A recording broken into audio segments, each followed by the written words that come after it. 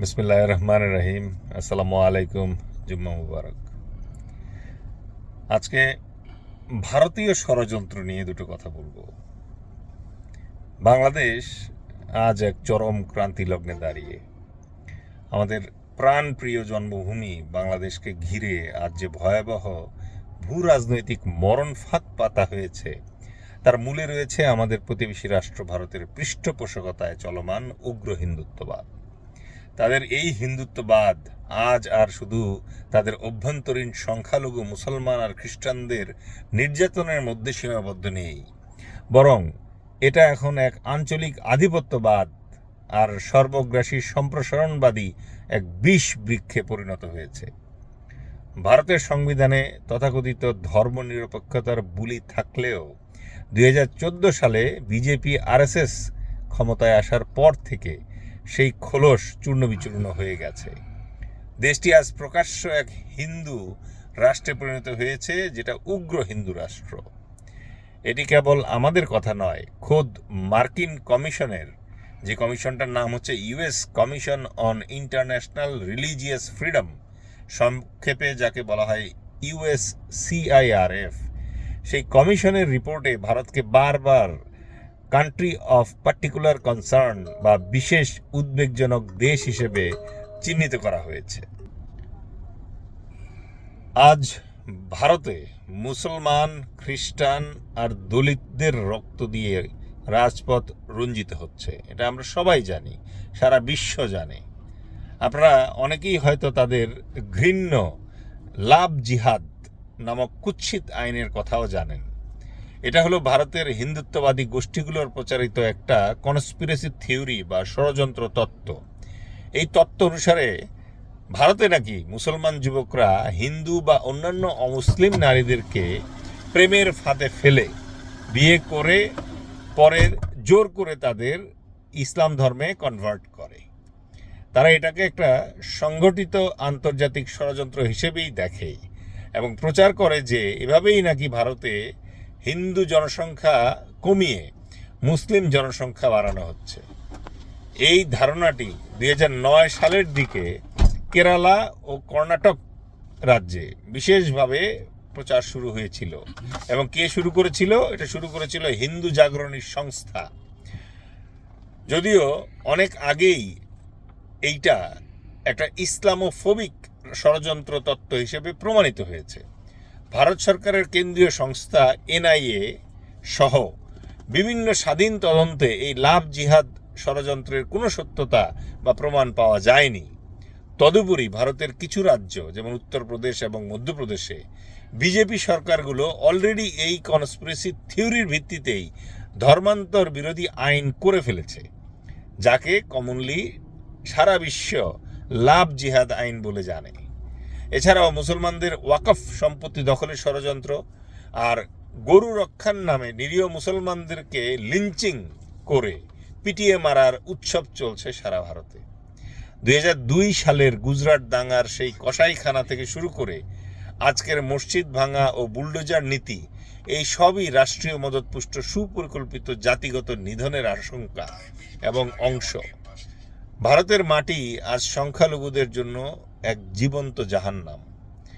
উগ্র হিন্দুত্ববাদী সন্ত্রাস বা জাফরান সন্ত্রাস, ইংরেজিতে যেটা সারা বিশ্ব স্যাফরন টেরর নামে জানে, আজ আর কোনো গোপন বিষয় নয়।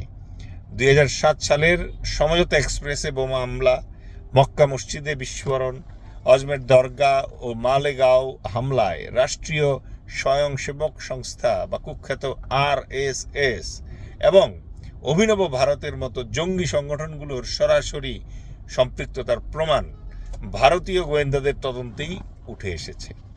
প্রজ্ঞা ঠাকুর বা অসীমানন্দের মতো উগ্রবাদীরা আজ ভারতের রাজনীতির শিখরে বসে আছে। লন্ডনের লেস্টার থেকে শুরু করে কানাডা ও অস্ট্রেলিয়া ভারতের এই বিষাক্ত উগ্রবাদ আজ বিশ্বজুড়ে ছড়িয়ে পড়েছে। আন্তর্জাতিক মানবাধিকার সংস্থা হিউম্যান রাইটস ওয়াচ বারবার সতর্ক করেছে যে ভারত সরকার এই সন্ত্রাসী গোষ্ঠীগুলোকে রাষ্ট্রীয় নিরাপত্তা দিচ্ছে। ধর্মীয় জাতীয়তাবাদের নামে এই সংখ্যালঘু নির্মূল করার যে রাজনীতি, তা আজ দক্ষিণ এশিয়াকে অস্থিতিশীল করে তুলছে। আপনারা কি জানেন হিন্দুত্ববাদীদের চূড়ান্ত লক্ষ্য কি? তাদের চূড়ান্ত লক্ষ্য হলো অখণ্ড ভারত। আরএসএস আর বিজেপির নেতারা বুক ফুলিয়ে আজ বলে বেড়ান যে আফগানিস্তান থেকে শুরু করে পাকিস্তান, নেপাল, ভুটান, মিয়ানমার এবং আমাদের এই সোনার বাংলাদেশকেও তারা অখণ্ড ভারতের পেটে পুরে ফেলতে চায়। এটা কোনো রূপকথা নয়, এটা তাদের ম্যাপে আঁকা এক ভয়ঙ্কর সম্প্রসারণবাদী নীল নকশা। মধ্যপ্রাচ্যে যেমন চলছে গ্রেটার ইসরায়েল বা বৃহত্তর ইসরায়েল গড়ার এক দানবীয় স্বপ্ন, ফিলিস্তিন, লেবানন ও সিরিয়ার ভূমি দখল করে তারা যেমন সাম্রাজ্য গড়ে তুলতে চায়, ভারতও তেমনি তাদের উগ্রবাদীদের সহায়তা নিয়ে অখণ্ড ভারত গড়ে তোলার স্বপ্ন দেখছে।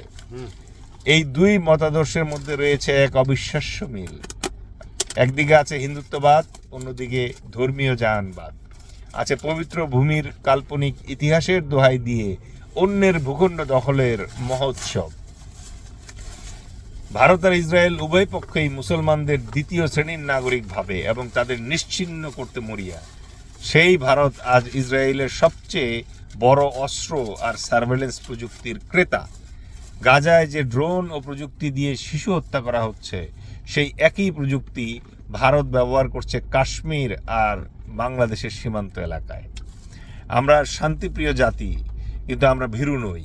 প্রতিবেশীর এই উগ্র সম্প্রসারণবাদী মতাদর্শ আমাদের সার্বভৌমত্ব, আমাদের প্রাণপ্রিয় ইসলাম এবং আমাদের অস্তিত্বের ওপর সরাসরি আঘাত। যারা আমাদের মাটিকে অখণ্ড ভারতের অংশ হিসেবে দেখার দুঃস্বপ্ন দেখে, তাদের জেনে রাখা উচিত বাংলার মাটি দুর্জয় ঘাঁটি, বীরের মাটি। এই দেশের প্রতিটি ধূলিকণা নিজেদের স্বাধীনতা রক্ষা করতে জানে। আসুন আমরা সকল বিভেদ ভুলে ইস্পাত কঠিন এক ঐক্য গড়ে তুলি। আন্তর্জাতিক মহলে ভারতের এই উগ্র চেহারা উন্মোচন করি। ধর্ম যেন কোনো আধিপত্যবাদী শক্তির লাঠিয়াল না হয়। আমাদের পথ শান্তি ও সহাবস্থানের, কিন্তু আমাদের শক্তি হবে আপোষহীন দেশপ্রেম আর দেশপ্রেম। আল্লাহ আমাদের এই প্রিয় জন্মভূমিকে সকল উগ্রবাদী ও সম্প্রসারণবাদী শক্তি থেকে রক্ষা করুন। আল্লাহ আমাদের উম্মাহকে রক্ষা করুন। আমাদের ঈমান ও আমাদের দেশের সীমানায় হেফাজত করুন।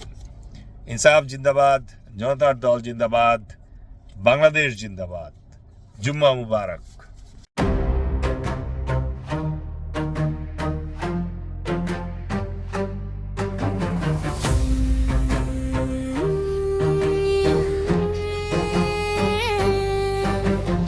ইনসাফ জিন্দাবাদ, সত্যের এই পথ গর্ব মোরা সোনার বাংলা নিলাম আজ শপথ। জনতারই স্বপ্ন নিয়ে